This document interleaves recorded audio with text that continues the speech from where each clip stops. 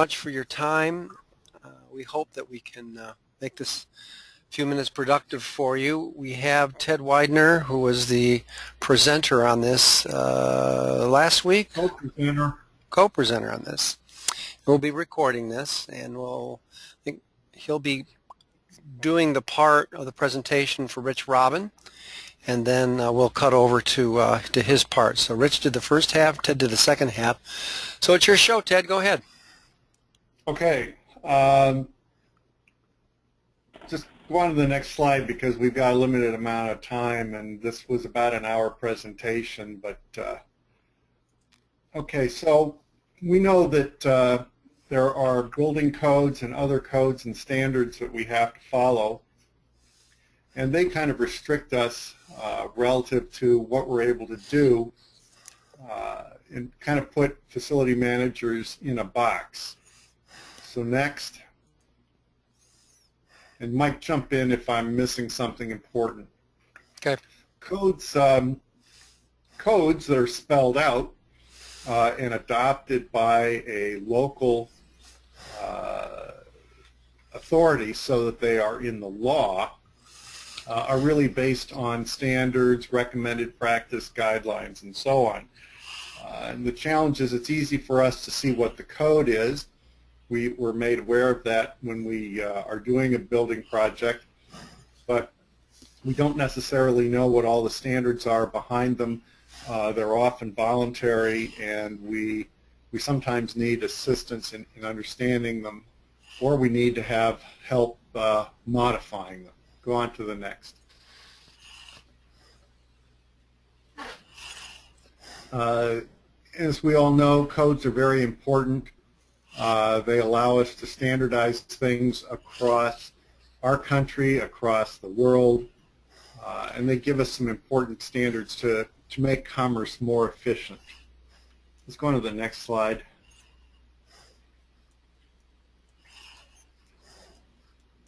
It's pretty much the same thing, including the codes.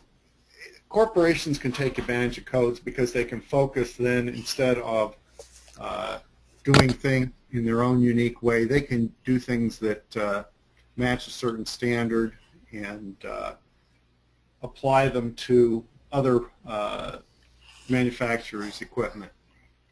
We pick these images because these companies are both unique and are domiciled in San Diego, where this was originally prepared. Oh, yeah, right. And of course, the military is able to work around the world, even though this is another picture from San Diego of our military, and they, following their standards, are able to keep the U.S. and other folks safe. Next slide.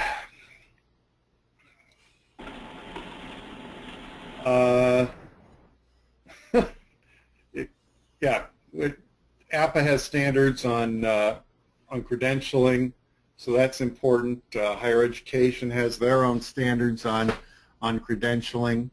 Go on to the next, Mike.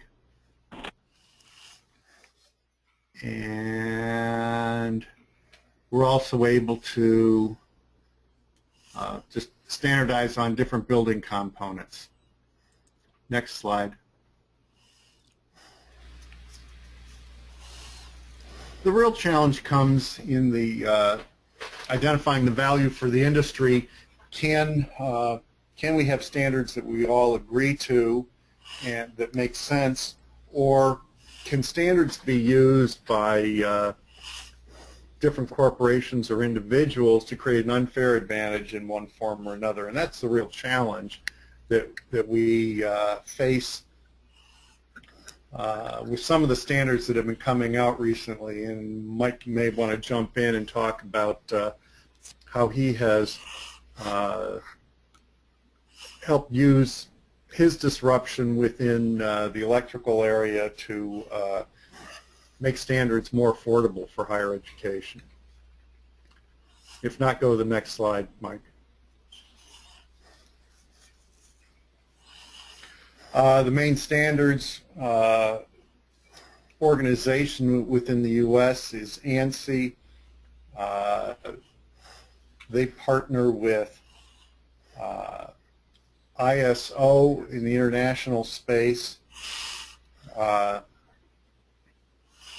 they recognize that they are the foundation for an awful lot of research that goes on that forms the data and the foundation to the standards and codes that we end up having to follow.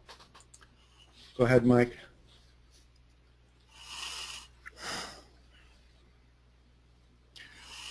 One of the challenges that we have going forward is making sure that the standards are creating value for our industry.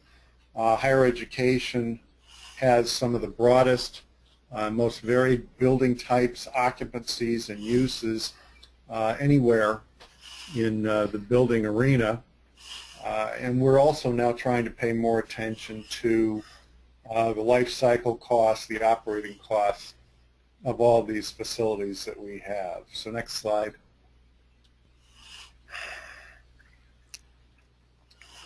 And I think I already talked a little bit about ANSI and their standard system. I can't remember what else Rich had to say in here. This is the parent legislation. This is the legislation that assures that the go-to point for innovation in products and services doesn't originate with government, a congressional staffer, for example.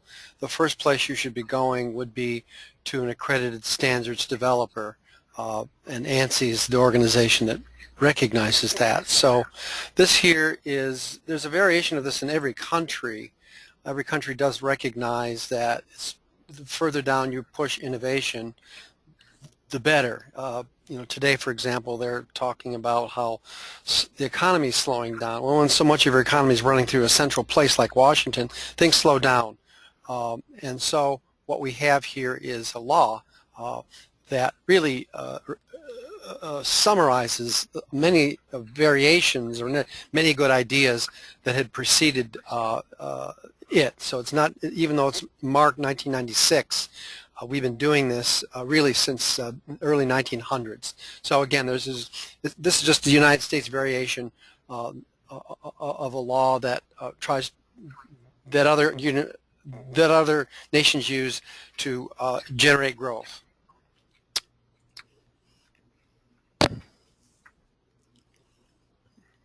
You want me to carry on here, Ted? Yeah, you go ahead. Okay, so in a broad sense, you're creating a level as best you can, a platform where all materially affected stakeholders can have a voice in how a product or service is developed, or installed, maintained, designed, and those three broad interest groups are producer on one side, user on the other, and an intervening general interest. So different technologies and services are different, but this is the coarsest breakdown we have. Basically, it's buyer, seller, and an intervening market maker. Right here, that's what that is. If you're to translate its analog into the financial markets. But of course, certain federal, when we go to the voting booth, we may ask more to be done by the federal government, particularly the executive branch. And if the executive branch were to say, if they were, and I use this as a parody, that the moon is made of green cheese, and everybody believes that the moon is made of green cheese, then all federal research would be focused on how can we exploit the resource we have revolving around us. And so the federal government can say, look, we may not like the pace at which private industry is working to exploit this resource up there. So we're going to say that if we don't like what you're doing, we're going to go ahead and do it. So that law I just showed you about, was it the last slide? Back here, comes out of the Congress, the legislative branch. But of course we have three branches of government, so the president can say, the office of secretary can say, well, we don't like how, we're going to do it. They're making noises about how we would want to they recognize here, private sector. So these are the noises they make about deferring to private sector leadership engagement. But in practical reality, they would advance a federal agenda that's projected through the votes during election years. So that's the politics of what that letter is all about. Okay, then I'll just carry on until your part starts up, okay? Ted, is that all right? That's fine. Okay. So what we try to convey here, and it looks like we have a bad graphic here. What happened? One thing we have to understand is that in the facility space, we're most familiar with building codes, and that's run by the International Code Commission. International Code Commission has hundreds of documents. Only one of them is developed under the American National Standards process, and that one document is not the International Building Code. It's some obscure code that nobody ever looks at. So they can claim that they're a member of ANSI and they follow an ANSI process, but the practical reality is here, and I regret that this graphic is not coming up correctly. You'll see here that there is no balance of interest, that all of the votes here, this voting block is all building inspectors, and the building inspectors are identified as an enforcement interest. You may think of them as a user, but they're actually not paying for the consequences of their decisions, although they are charged with safety. If you go over to the NEC or to the NFPA, they take the user and the producer and the general interest, here we have special expert. They divide committee members differently. So we have three broad categories of the market. Here NFPA in its suite of safety standards breaks up their standards universe, and they try as best they can to install these 9 different interest groups on their committees, and they feel that they do. And in practical reality, they're the best organization for getting a platform of materially affected stakeholders. Here we try to make a point that our industry diverges between user enforcers and user owner, which is typically facility people, versus inspectors and other conformity assessment operatives that are making sure that we conform to the safety standard. Generally, it's safety standards. More often now, we find that in the reconciliation of safety and economy, user owners and user enforcers are at odds with one another. And everybody understands what it costs to pay your cadre of building inspectors. Nobody understands, except the University of Michigan, what it costs, and some people within APPA, what it costs to represent the user owner. So user enforcers throughout the nation are capitalized several $billion, and the user enforcer interest, the organized user, is not even close to that. So here, some of the organizations understand that the public sector can't always afford to get to meetings. There's political problems with showing up in nice places. Almost all the manufacturers, insurance, and labor organizations are able to send their votes to very nice places, but there is a political optical problem of covering the travel expenses for the public sector user owner to such places, and again, that puts us at a disadvantage. Just a few bullet points here. Terms of art that I've developed over the years, and these are based on some technical business school papers out of Boston University and Harvard Business Review. They have captured this particular issue. You're welcome to, I can refer you to some of these more technical academic papers on the standards development process. But incumbent interests are manufacturers, insurance, and labor. If you go to the voting blocks, you'll see that all those votes are present. Very often they're directed votes. So there's a central office that's formulating what a position would be, and then they send the vote there. He just raises his hand, and he gets a nice company vacation as long as he shows up and raises his hand. I've seen cases where they don't show up for the whole meeting except for the 1 hour when they were asked to raise their hand. But of course, we have to remember that when we speak of incumbents, we do need a healthy group of incumbents, manufacturers particularly. They have the ability to bid away the best talent to innovate on product and services, so we do need them.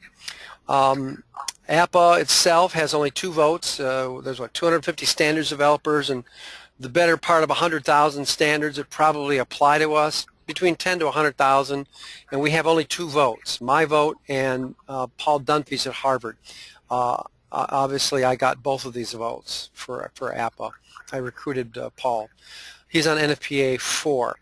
And finally, one thing here, you have to understand that the people, that all these standards developers have a transcript of what they're actually doing, and I like to talk about thought leaders, and some people may claim to be a thought leader, but if they don't show up in the transcript, I generally don't think that they are actually able to influence standards in the way we think. So thought leaders is a claim which is very clear, and we shouldn't fool ourselves to think that we can do, even when you're right in this business and everybody knows you're right, you may not have the influence to make things happen. So it's not enough to be technically correct in the standard space. Again, this is we try to emphasize that imbalance. This is a dual flushing.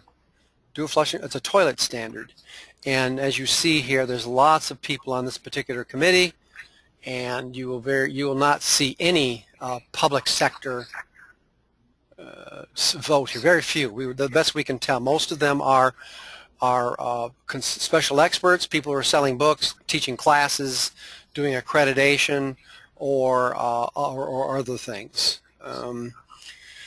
And there's some deeper political, financial reasons as to having to do with corporates, the need for corporations to make money, of course, and very often infrastructure money is not well effectively spent because there's very weak signaling from public sector as opposed to, say, buying a cell phone or a car. There's rather strong price signals with buying consumer products. Again, the same thing. This is the elevator committee. This is even more egregious. We think that we have only one. This could be an enforcement person here, but this one is notorious, even among the people who are on the committee. It's all about manufacturers, and their meetings are in really nice places. So getting back to an earlier concept is that within our own industry, we have divergent views of safety and economy. Many places we have divergent ideas of safety and economy. And so, for example, Ted, on the eyewash, our conformity assessment enforcers want the test to occur every week, whereas people like Rich are saying, oh, that's not good risk management. I have other risks that are greater than that. So what we have to do is to try to get those people as best we can to try to put their two objectives together. I think we're getting any questions? I guess we should stop here. Renee or Steve, any questions? Ted? No, all right so far. Okay. All right, let's see. I think we're getting close to Ted's part now. Let's keep rolling. So we try to make a point here that we're a very large segment of the U.S. economy, and that I think education and healthcare together, total cost is 24% of the U.S. economy, and we're about 10 to 20% of that 24%. So it's a large footprint, twice the size of General Electric, and we have some fairly well-respected research to give us some metrics to steer by. So, for example, you'll notice that the growth rate in 2013 was 4.1, and Ted, somebody tell me why in 2014 we're growing at 9%. That might be a separate discussion. In any case, lots of money is being spent, and we believe that we ought to be using that to leverage better price behavior out of our suppliers. So when you add up all these different segments, this is what we get. So we make some estimates here. You have to run these numbers several different directions, and once you do that, you define a space which you're fairly comfortable in. So I've been doing this for many years. So anyway, that's Rich's part, and I'd like to welcome Ted Weidner. Go ahead, Ted. All right. One of the things that we've been doing in the sustainability area is looking at where the money is. Well, the money is in the utility bills. You won't find any chief financial officer who will leave a utility bill unpaid. they won't spend money on a lot of other stuff, but they'll always pay the utility bill even when the money gets tight. And a lot of us have focused in on various energy conservation initiatives, sustainability initiatives in order to reduce the utility bill, and that's a great way to get a lot of things done. But we're also finding that the 5-year ROIs are few and very far between right now, and so we need to change our perspective on what we try to get money for. We can get, go ahead, Mike. We can get money by looking at things a little bit differently, either through leveraging our technical expertise in how our facilities are used, taking advantage of social media, using software that will find more savings for us, maybe not in the utility area, but in other places. But we need to focus in on looking at things a little differently, leveraging the information that could be found in just the 0.5% savings when we're doing them on a very large scale. Saving a penny per square foot when you have 1 million square feet all of a sudden starts to add up. So go ahead, Mike. Sorry about that phone. It'll stop soon. APPA conducted a recent study on their main web page where they asked folks who hit the page, tell us about the percent of buildings you have sub-metered. There were a total of around 360 respondents, and the sad thing about all this was that 2/3 of them still haven't sub-metered all of their buildings. This is valuable data that they could have that they're losing. It's a big problem. And from my experience, when you start sub-metering your buildings, you start discovering where you have problems with how the building is operating. Next slide. Here's an example. One campus that, is it going to go? There we go. One campus in the Big Ten, this just happens to be University of Iowa.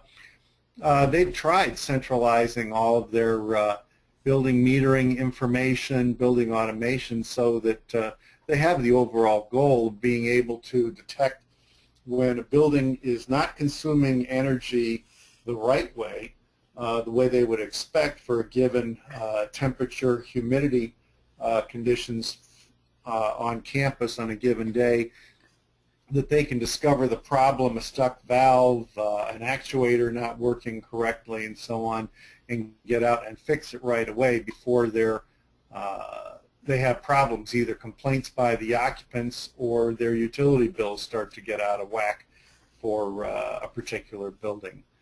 More of us need to be doing something like this, and there's vendors out there that are providing some information or tools that will help us do it, but it really means integrating a lot of systems. So it's not easy, it's not cheap, but it's important to do. Next slide.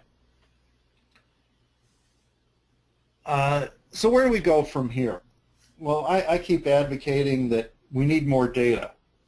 Higher ed facility officers, again, have access to and are supposed to be maintaining a very wide variety of buildings and use types.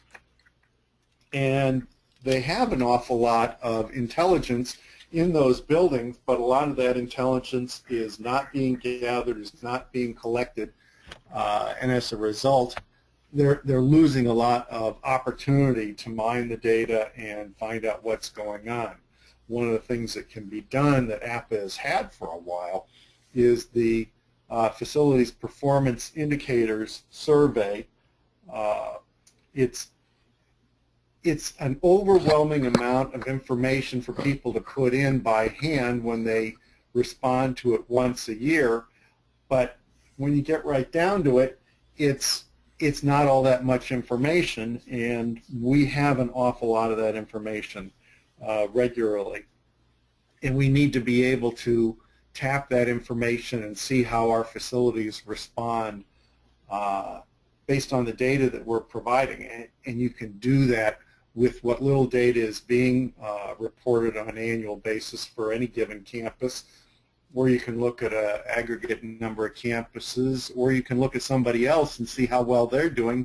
Maybe they're doing something better that you need to figure out how to do, and they'll share it with you. But again, it's the data that we're not using, that we're ignoring, that could really help us an awful lot. Next slide. Yeah, I'll just add to that, it's data that needs to inform some of the standards development. A great deal of regulatory action is effectively market making by the incumbents. So if we have data, and Ted knows we have data, and I believe Ted, that data can be used to inform technical committees. Very often they're just out there flapping in the wind without not a lot of direction and a lot of facts to steer by. So in many cases, it's not always pure market making. Technical committees simply don't have what they need to make the decision. Maybe at the end of this I can show you a perfect example of that, but let's move on as Ted asked. Go ahead, Ted. Yeah. So this is just a lead in. Let's look at the next slide, please. And Mike, you can answer this a lot better than I can. Well, I tell you, I don't. Was this were these slides mixed up like this, Ted, when you were presenting? I'm surprised that there's some drift in this. Yeah, I can't answer that. I don't recall having things scrambled up on the slides. The order is right, but yeah, some of your stuff is not lining up the right way. At least on this one, yeah. In any case, it's very hard to describe what we're talking about here. Then we've had, U of M. I guess this is part of our annual report, and we try to explain. I wish what I'm gonna do is I think I'll post this up along on the meeting page so people can see this. I do think this is out there enough. Suffice to say, we believe that, of course, U of M has been leading on this. My job is to represent University of Michigan, and sometimes, very often, it means having other people to join with us. So we feel comfortable making this Power of 10 estimate about embedded permanent savings, either related to avoided regulatory burden or actual product and service changes or innovations. So we've saved the state of Michigan, and then we believe that we've been able to get the education industry about a couple percent, 2 or 3% of our annual sales have been pushed down with assertive advocacy. Let's see here. So here we try to summarize it. We've taken a $50 million building here, and we've broken it down by discipline, and we feel that we've been able to, with all these, it's amazing how much is missing here. I sure hope you guys didn't have to deal with this. In any case, we feel we've got about, we try to tabulate, and again, this is a typical building, and we've made some estimates. What we don't estimate is what we've been able to save on safety and avoided accidents. It's very hard to count something that doesn't happen, but we know that that's a significant part of the value we're supposed to be adding to the primary enterprise in our industry. Now, I started this. I picked this up a few years ago. There was going to be developed an international standard for facility management. So I got the APPA Standards Council started on it. I was there for the inaugural meeting, but I think since that time, Ted, you're now doing this. Maybe you want to add to this? This is just to show them something's happening. Right. There was a meeting in April just outside of Washington, D.C., where a couple of us attended the meeting. The working groups, there were 2 working groups there working on definitions and the foundation for the ISO standard on facilities management. It's Technical Committee 267. They're struggling right now. It's not moving as fast as anyone would want. The struggle is mostly on definitions, and you can imagine when you get people speaking essentially the same language, English, but in slightly different ways. The British use facility for an entire campus. Americans use facilities for a single building or an entire campus. And it goes on where, just the letter S appears someplace, and we haven't reached agreement yet there, and they're spending a lot of time looking at issues like that. There's a meeting coming up in London in September, and supposedly they're going to have another meeting someplace in South Africa in November. I'm not sure if APPA is going to be able to get representation there. Be nice places to go those different times a year. We'll see. London in September? Yeah, London in September sounds real nice. Right. Well, I told them at this particular meeting that you'll probably, your terms will start to make themselves clear in context and use. So obviously they didn't take my advice, but that was my input on this, and you can see here, if you're interested in this, these early documents tend to be rather dilutive. They're not meaningful, but the main driver was actually Working Group 2. They want to be able to bid facility management services around different parts of the world. So the group that actually was financing this in terms of expertise is actually the group that wanted to be able to prepare bidding documents for apples-to-apples comparisons. And very much like we're doing with the custodial standards. So. Okay, anything else on that one, Ted? Oops. Nope. Is that it? That's it. So that's kind of the kind of the end of it. Right. Let me talk a little bit about some of the issues that folks may or may not realize. Go ahead. Higher education has got, as I said, an awful lot of different space types, and a lot of folks seem to think that the bulk of higher education space is in classrooms. When you look at the data following a recognized U.S. standard on classifying space, really the bulk of space, or of 9 different space types, the largest occupier of space is really offices at a facility like University of Michigan or any other major research institution. Sure, there's a lot of space in classrooms, instructional labs, but there's probably more space in research labs and other research facilities.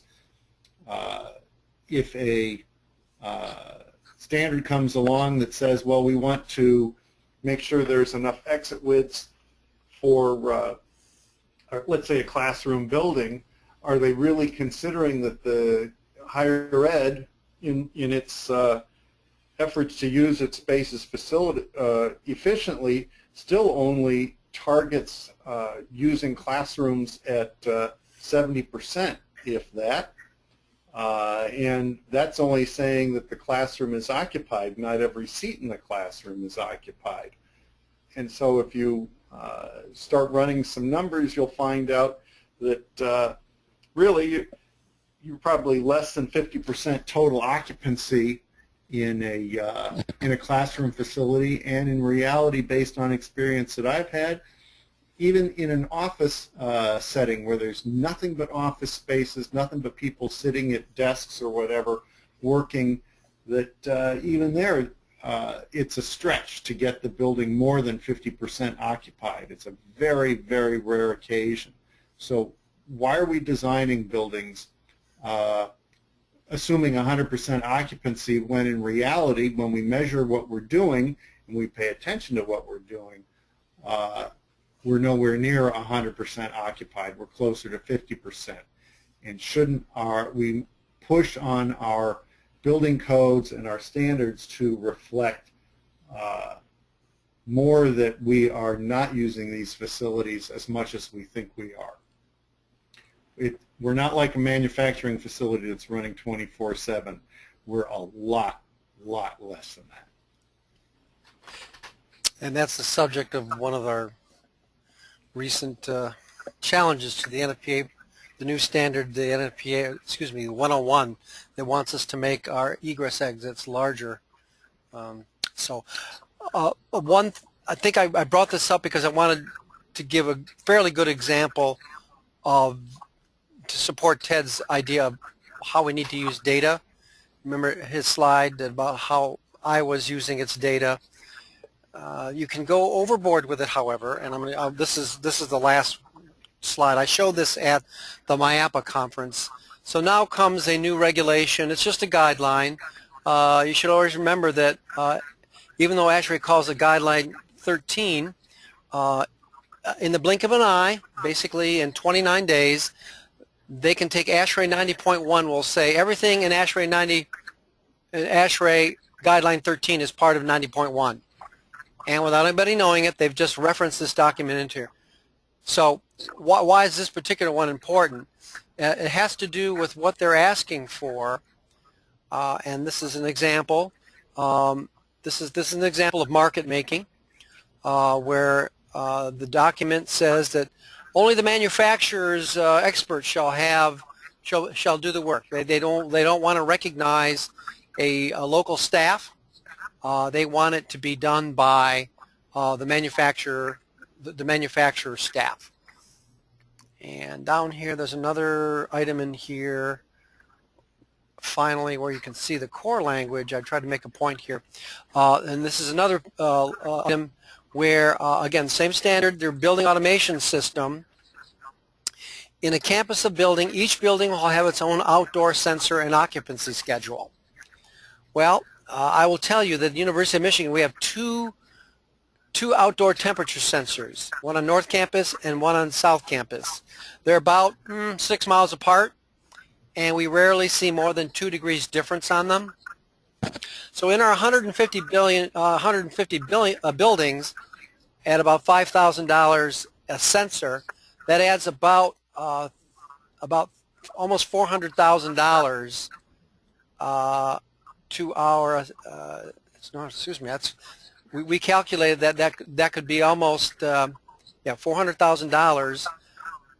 But also, it means that industry-wide, if this rule were to come into effect, and at this moment we've only argued against it, we actually struck it out, and that this outdoor temperature sensor shall be determined by a professional engineer, or whether data, or by data that proves that there are wide discrepancies.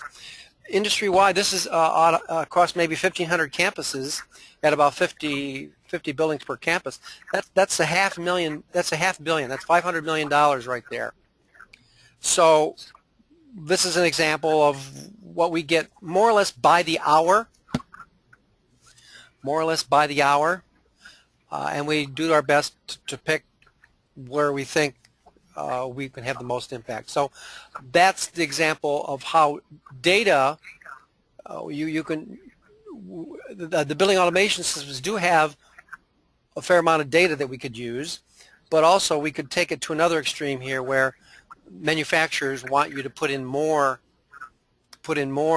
data gathering devices, and we think that it may not be as cost effective. So I think, for me, Ted, did you want to comment on that? Because I think that's the first time you've seen this one. Yeah, but I'll just say that there's an awful lot of data in the data that we already have, or a lot of information in the data that we already have, and it's really a matter or an issue of looking at it, slicing and dicing it in different ways. We don't need to have, as Mike has been pointing out, a outdoor temperature sensor for every building on a campus. That doesn't make sense. Well, but it makes sense if you're making a market, right? I'm trying not to talk about that. But that's exactly what happened. In fact, Peter asked me that question. I said, Peter, the people, we would have 40 people. 40 people were in that conference, and they all agreed that this is probably not wise, but those same people understand that the people who are trying to sell this to us they're renting square footage in the conference. So we can't ignore that, but it's true. We wish it weren't that way, but that's the structure. So in any case, I think we've given them a little more than they asked for here. Is there anything else, Renee and and Stephen, that can we ask any questions, answer any questions you may have? No, just taking it as a learning experience along the way. I'm sure I'll have questions about 10 minutes after the presentation, though. Okay, well, I'll put this on YouTube. It takes a while to transcribe it, but I'll get it up there, and if you share it with your colleagues. Next week, what are we doing next week, Ted? We don't know what we're doing next week. You're the one that tells me. Well, no, I collaborate with you. This is that new. We can talk a little bit about that. You know what? Okay. You started talking about this, and this would support your statement earlier. And so let's get on this one that's fresh in our heads. So I'll send an announcement on that one. So with that, without any other questions, I will close the call. Grateful for your time, and I hope you learned a little bit. And as always, we're always looking for code writers and vote getters. All right, Thank you, Mike. Mike. Thank you. Thanks. Yeah. Bye-bye. Ted.